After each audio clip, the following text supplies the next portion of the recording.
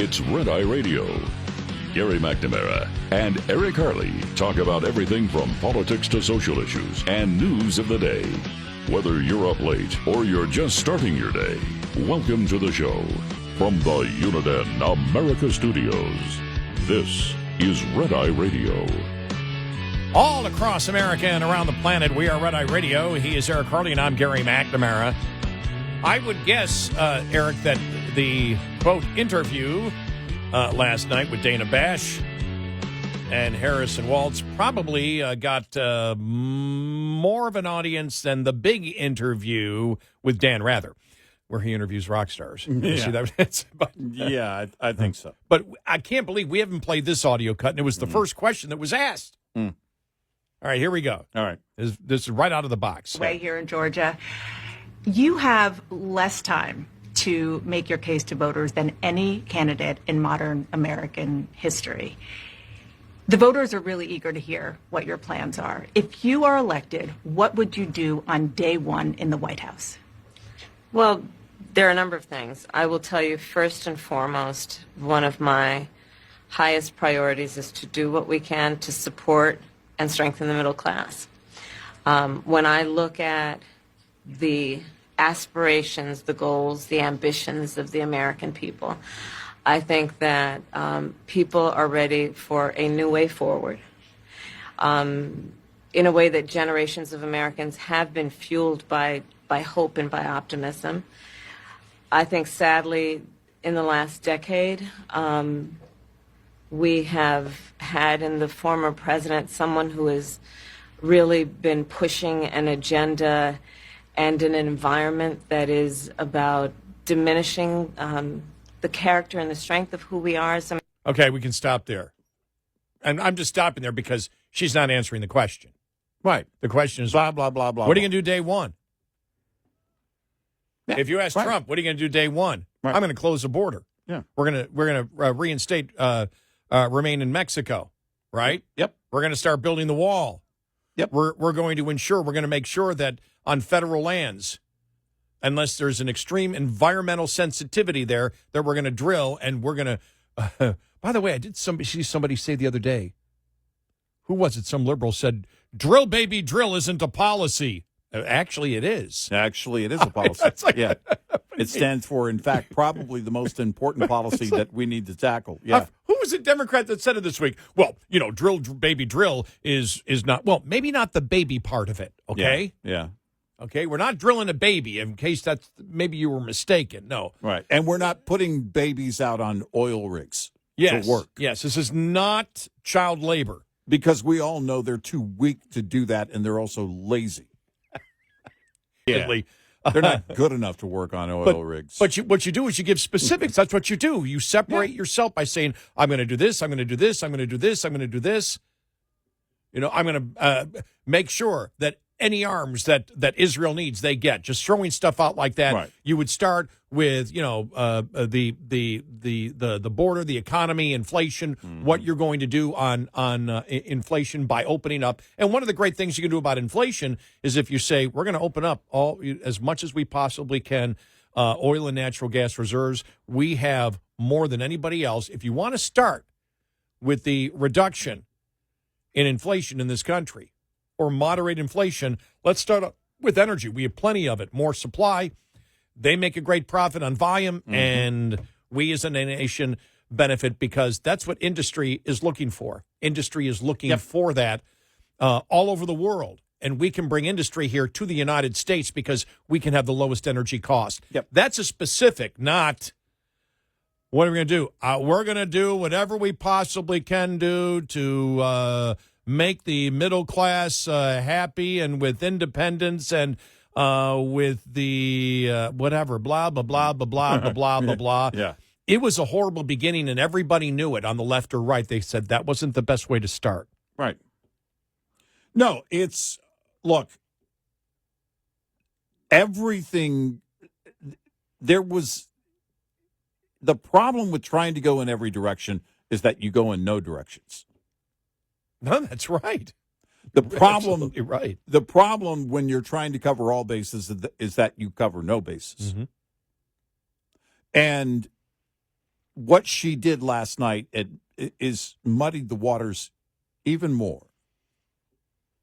There is, in fact, no bounce here. I predict there will be no bounce here. That if there is any kind of uptick in the polls for her, that will be a coincidence. It won't be based on that interview last night. In fact, I think it has the potential to do more damage and give a bounce to Trump. Well, what you did was, on fracking, for example, where she said she's basically always held the same opinion. Mm-hmm. She held it in 2020. Yeah. She held it now, right, that she would not ban fracking. That's completely false, and the ads are already out. We already played one of the ads earlier in the show, right, yeah, where she said, absolutely, we will ban fracking. Absolutely, I will ban fracking. Mm-hmm. The only time is when she talked about Joe Biden saying he wouldn't ban fracking after Joe Biden had consistently said in the campaign he's going to ban fracking. Right. Remember, he was going to ban everything. Yeah. So, I mean, they're all over the place. Again, this is something where, okay, we got to say we're pro-fracking to the people that want us to frack, and we have to say we're anti-fracking to the people that are anti-fracking. Right. But you can't, you made the greatest point. When you try to be everything to everybody, you are nothing to nobody. Right. And that's really where they are. And so what I saw, what they got out of this, I didn't see any advantage except what they gave the Trump campaign in audio cuts, where she said, basically, she stands behind Bidenomics. It's been great. I mean, that's just mind-boggling that they had to be sitting there going, wow, this is great. And I did see where, and this was liberals saying, man, her campaign has to be just thrilled because she got through it. It's like the standard is so low. Yeah. I mean, you take what she did yesterday and you take Trump in Michigan, how he did that. Mm-hmm. Take Vance, if you just want to take somebody who was giving a speech by himself, Vance, and compare it to it, it's night and day. Right. And like I said, the optics, the lighting was really bad. I mean, they just, we have the technology. We have high definition and high definition makeup and lights, and you can make everybody look wonderful. It looked dark and dreary, and as I said a couple of times, but people can relate to this, when she was answering a couple of the questions and she would tilt her head down, honest to God, I was thinking of Seinfeld last night in two cases. First, when she put her head down, it was like the Two-Faced episode where Jerry was dating the woman that in good light looked beautiful and in bad light looked ugly.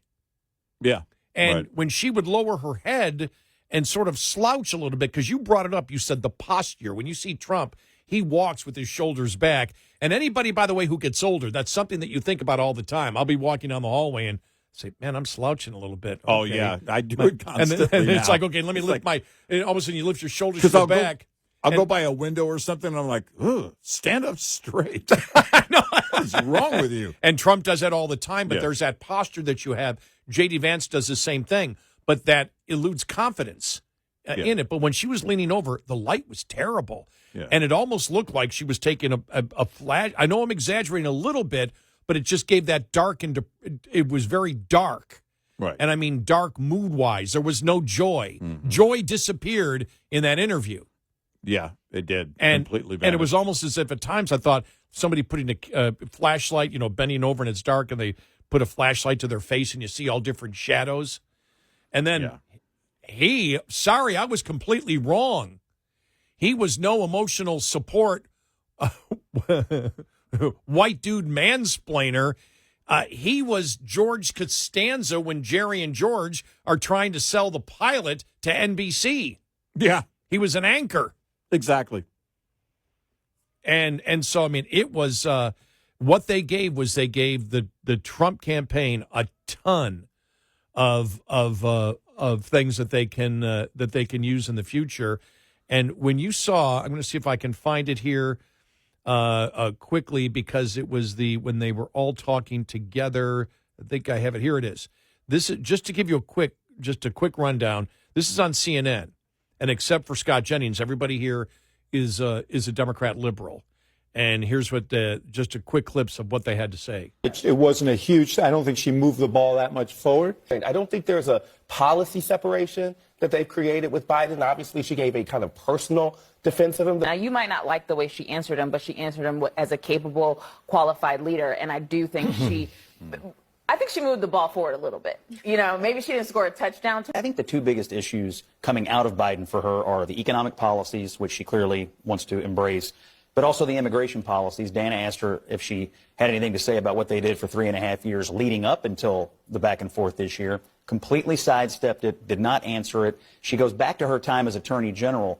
But again, absolutely nothing, no responsibility, no reflection at all on the day one executive actions or anything else they did for 3.5 years, or anything she said in her previous campaign, which was to have the most permissive immigration structure. She's trying to skip a block of time at the debate. Trump cannot allow it. It was. Which is true. Yeah. Yep. That's where they are. Look, again, you have to have the conviction. People are asking, they're saying, what are you going to do? What are you going to do? Where are you going to do? The campaign that is built on nothing, the entire facade of all of this, is shown here. You know, the whole production elements for CNN, I don't know what they were trying to accomplish with the lighting. I think one theory that I have is they were trying to make this come off as a serious interview. I mean, I think that was very clear in the way that, the conversation was handled, but they were trying to make it seem as if Dana Bash were a journalist and that this is going to be a real interview. And the fact of the matter is just in the questioning alone, go back and look at the wording of the questioning by Dana Bash. She's setting up the exit ramps, multiple choice exit ramps. That was bizarre. It was just weird. And we knew, I said earlier this week, that it would probably be that kind of setup in the questions. I didn't know I was going to be that correct. I was almost spot on, and I was just being smarmy. And those are the problems that the campaign has. Then you've got, now, think about this, too. You bring Tim along,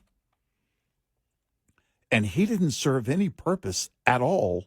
In fact, only did damage to the campaign. Well, because the two main points when he was being interviewed, the two main points were both on the problems that he has had in line. Right.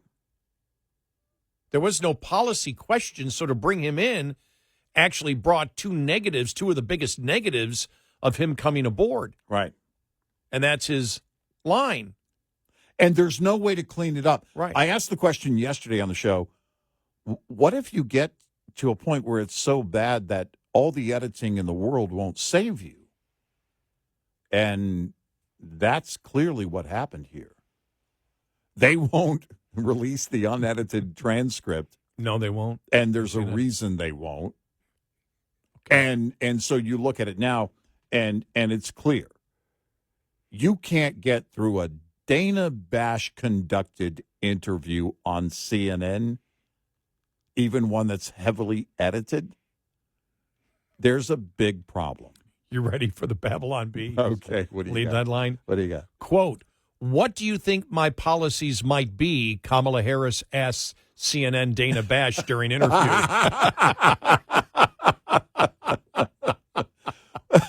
Well, it really is. That's funny on two levels, because it's clear that she doesn't know, that Kamala Harris doesn't know.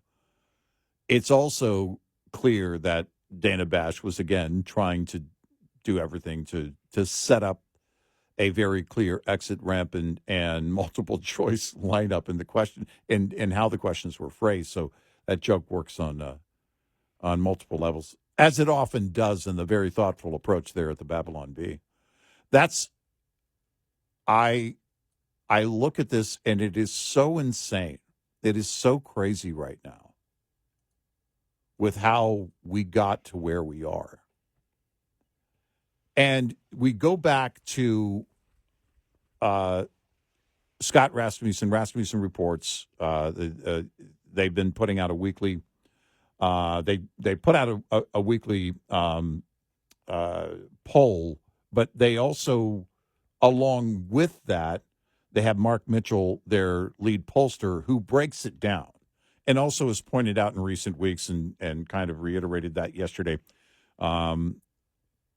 how he believes the other pollsters are not being transparent, and something is very wrong.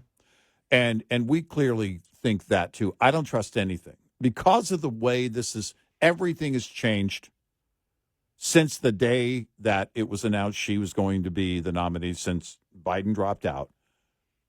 Everything it's like we went into the Stepford Wives mode. She's not a czar. She's not a border czar. She was never a border czar. Everything is fine. Kamala was always the one. And then, that has to spill over into the liberal pollsters. I don't have any doubt. At the very least, I don't have any confidence. And it's interesting watching this thing as if it really is a tight race. I just don't buy that it is this tight. I just don't. 866-90 Red Eye. This morning's USDA Farm Report is brought to you by Howes Products. Tested, trusted, guaranteed since 1920. Traveling this Labor Day weekend? Expect more people doing such, with AAA forecasting a 9% increase in holiday period travel. Will weather cooperate with most travel plans this weekend? USDA meteorologist Brad Rippey with the Labor Day time period travel forecast. We have a very cut and dried forecast, particularly in the West and Northern Plains. You're looking at mostly dry weather and a warming trend. That is especially true in the West. A cold front, however, will travel across the eastern two-thirds of the country, bringing cooler temperatures and rain showers. The upper Midwest will start to clear out by Friday. Much of the remainder of the Midwest clearing out on Saturday. And by the time we get into Sunday, almost all the remaining precipitation, the rain, will stretch from the southern Rockies across the southern Great Plains and on to the southern Atlantic coast. With much of the southeast quadrant of the country expecting rain on Labor Day Monday. I'm Rod Bain reporting for the U.S. Department of Agriculture in Washington, D.C. This report brought to you by Cenex Fuels and Lubes. Get in touch with Red Eye Radio, toll free at 866-90 Red Eye.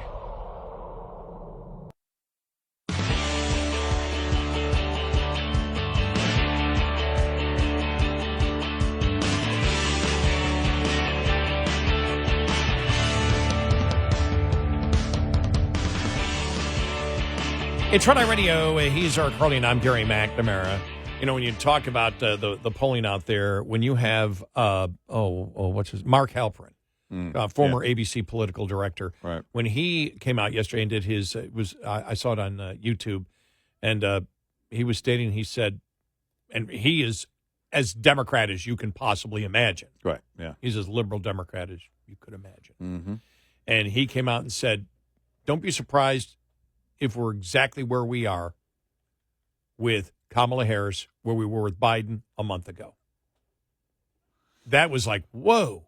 Well, because and you and I kind of said that before, even before Halperin said it, I think. We saw how it changed for Biden like this, right? Right. I mean, one day he was aware, and the next day he was a piece of junk. You got to get rid of him. Right. I mean, that's what, in essence, happened. You see it. When you have Scott Jennings, and we talked about this, that Scott Jennings is great for CNN, at least for us to watch, because when he talks, as he did last night, nobody was really majorly disagreeing with him at all. In fact, there was very little praise from the Democrat liberals. Okay, she might have done a little bit, but not. I mean, that was the best that they could do. It wasn't over the top, how wonderful she is and how incredible. And you can see the doubt now coming in. You saw it a few days ago, but you're seeing it more and more. What they're thinking is, we picked the wrong person. Yeah. That's what's right beneath the surface. Because they know they did, because they hated her 5 weeks ago. Yeah, no, they have total buyer's remorse here.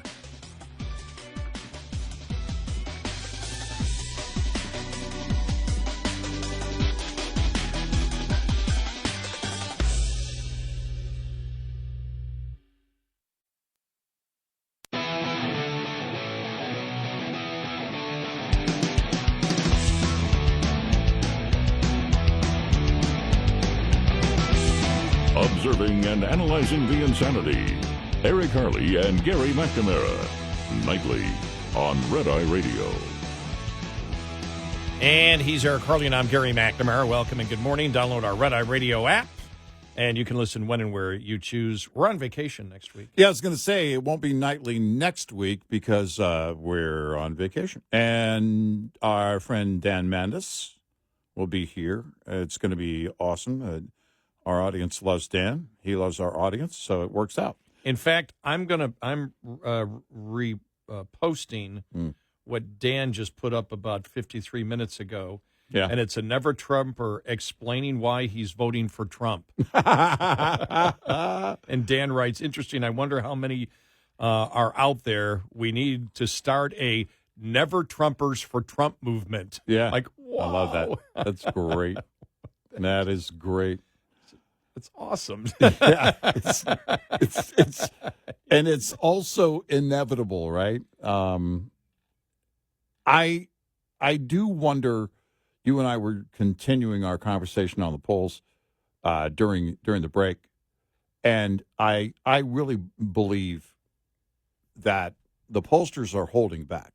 One of the things that Mark Mitchell over at Scott Rasmussen or Rasmussen Reports points out is that there are only a couple of new polls that have come out since August 15th. So there is nothing on what would normally be a set of polls that would show a convention bump. And the pollsters are usually pretty anxious to get that out there because there usually is a convention bump. You just factor that in. It's almost priced in automatically. But there's now reason to believe that there was no bump at all for Kamala Harris's campaign. And now we're here to a, Friday morning. And are we about typically what you would have seen is some polls come out that would have been taken, let's say, Thursday or Friday of last week. So last day of the convention or the day after through Sunday and then boom, they hit Monday. And we didn't see that. So are we going to see now a flood of polls that show something very different? Have they changed their methodology? That's something Mark is also, he says they're not being completely honest and transparent about their methodology and what's going on and how they're sampling. But I think there is reason to believe that the pollsters are hiding something, that they don't want to put this out there. It wouldn't shock me if that is the case, but I think they can only do that for so long. There is they don't really answer to anybody. Right. There is no backlash that will cripple them or undo their business model per se. Right, because there is no, it doesn't matter whether you're right or wrong. It's whether it moves the narrative forward at a particular time when you want it moved forward. I will say this, though, about last night. And this is how I've judged whether Trump is winning the day or losing the day. And it's whether he's the story at the end of the day. Right. And in a negative way, where you've got conservative and liberal media pounding on him. Well, what you're going to get today and what you got last night after this was, where does she stand? She's saying that Bidenomics is fine. It worked well for us. She's saying she hasn't changed her values, yet she's changed on every major issue. And so the question that it comes out of her attempting to communicate to the American public where she stands has created more questions. People don't know where she stands except where she has stood her entire life, with which they have rejected. Yeah, and so that's where we stand. I want to get to some audio cuts, though. Our two audio cuts of the week. This one actually came from the Patrick Bet-David podcast, minority owner of the Yankees, but a podcaster. And he talked to Professor Brett Weinstein, who was with Evergreen University. You might remember that incident a few years back where they were going to hold I guess white people don't show up for college campus day. Right. And he objected to it. He goes, we can't do this. And he held his class and he was protested, and he felt like his life, that his life was in peril, that he could be harmed because these students were going crazy. And the university said, we can't protect you.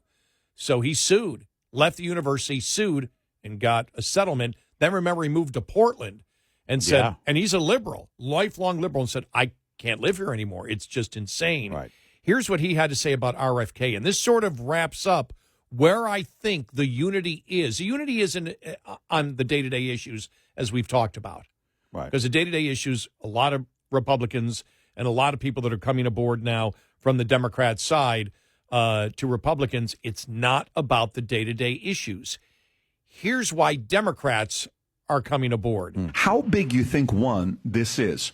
Him stepping aside, him not being in the battlegrounds, him supporting Trump, and him trashing the Democratic Party that he left? Well, I think this is absolutely monumental because I think we are in a novel moment in American political history where many of us who hold different positions on the political spectrum, have different priorities with respect to policy, are finding that none of our differences matter in light of the jeopardy that the republic is in. And so what he is effectively doing here is he is saying those differences aren't going away, but they're just simply secondary. And he is both structurally, by withdrawing from certain ballots and not others, he is emboldening a movement that is more widely recognizing that those differences have to be put aside until the main job is done. And he's leaving himself an important voice in that discussion. So I was very interested in the way he navigated the idea. This was not a simple endorsement of Trump. This was an endorsement of retaking the White House and using that position to restore the republic to its proper course. A couple weeks ago, the Trump-Rogan feud, right? Hey, Rogan said good things about RFK.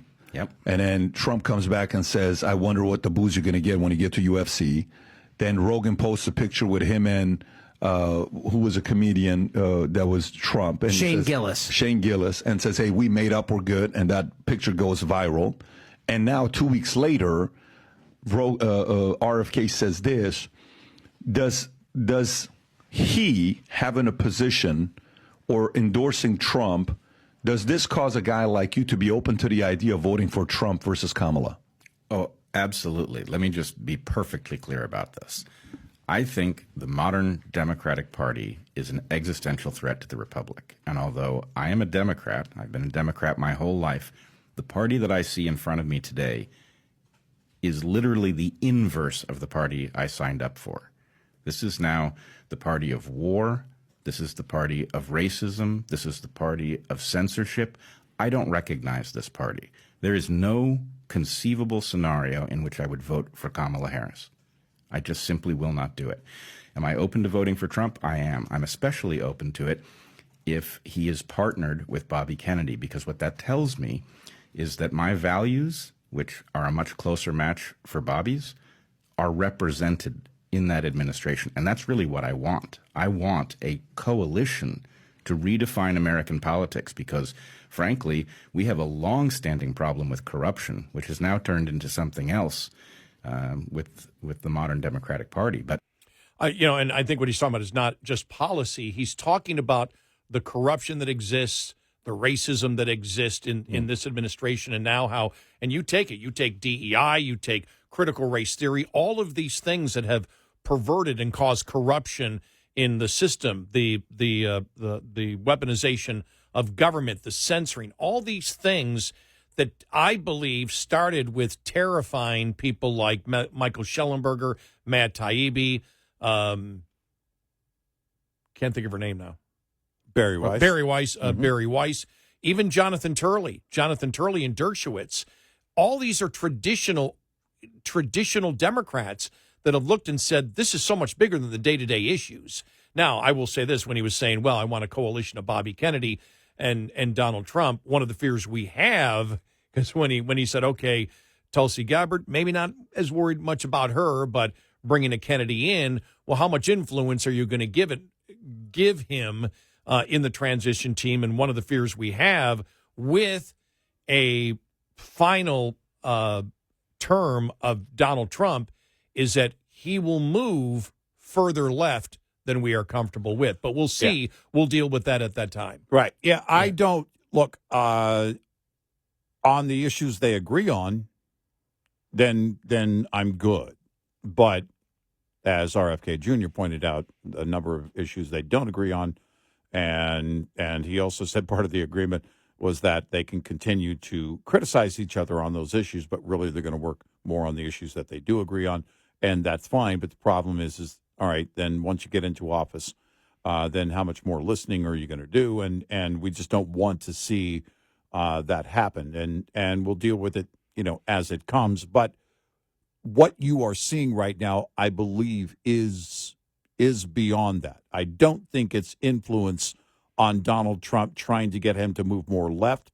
I think it's like, okay, we've got to deal with this, and this is how we're going to get it done. Our final audio cut of the day was one of our favorites, and this was from Monday and Jon Stewart on the Daily Show, analyzing the DNC. They had a guy yelling, "Screw the billionaires," followed immediately by a very happy billionaire. It's all okay if it's our billionaire.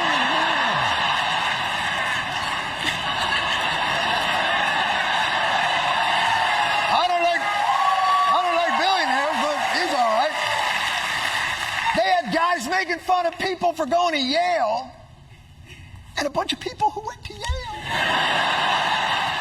The Democrats had people who prosecuted sexual predators and... And just so you know what he did there, he brought out, when he said, somebody who's prosecuted sexual predators, and you see Kamala Harris, and he goes, and then Bill Clinton appears. I just want to continue with the cheering, though, so you can hear these are not conservatives. These are not Republicans in the Daily Show audience, as we all know. Listen to the insane cheering.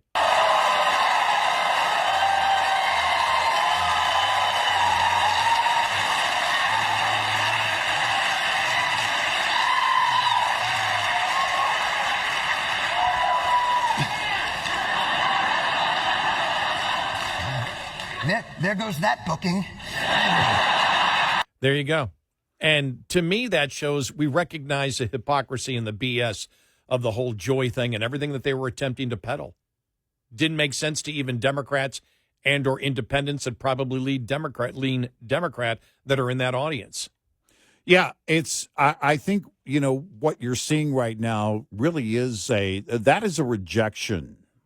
That's an audience of Democrats. That's an audience clearly on the left, and that's a rejection of whatever it was that they put on at the convention, which is why I believe that you're not going to see a bump. And you're certainly not going to see an interview bump. In fact, I think it could be the opposite. 866-90 Red Eye. We'll be right back with more Red Eye Radio with Eric Harley and Gary McNamara.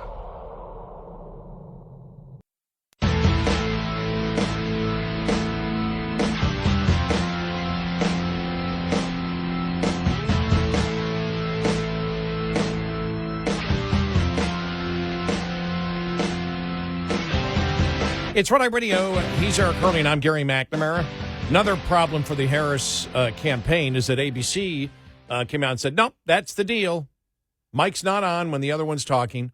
So now it's not her versus Trump. It's her versus ABC. ABC said, nope, this is the contract we signed. We all signed this contract. Yep. This is what we go by. So she can't look at Trump and say, you're backing out because ABC.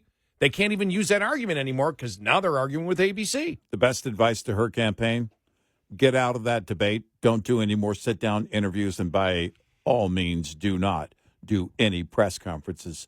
Don't. Do campaign stops, and that's going to be it. Get your ads together, and then hunker down for the last 2 months. And hope for the best. Find that Biden bunker and dig a bunker beneath the bunker. That's right.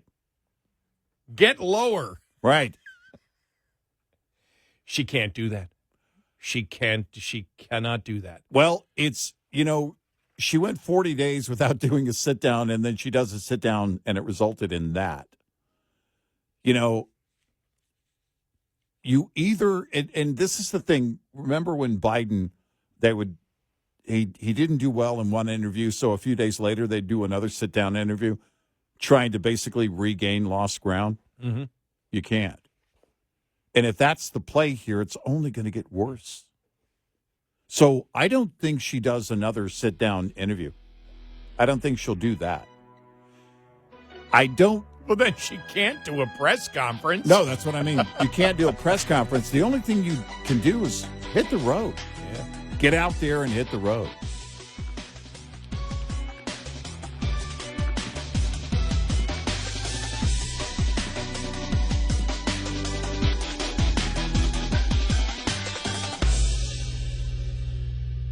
This is Red Eye Radio on Westwood One.